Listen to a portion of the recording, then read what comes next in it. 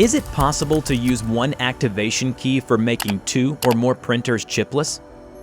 The activation key is a unique sequence of symbols that modifies the printer's firmware. The key is bound to a serial number of the particular printer model. It means it works only for one printer. If you use the same key for another printer, an error message will appear in the activation utility.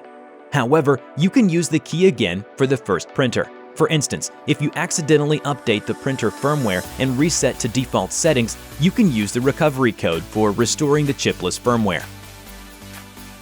So, the activation key works only for one particular printer, but it can be used an unlimited number of times if needed for this printer.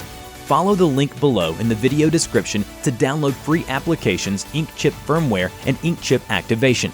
You can buy an activation key on the website inkchip.net. Wishing you good prints.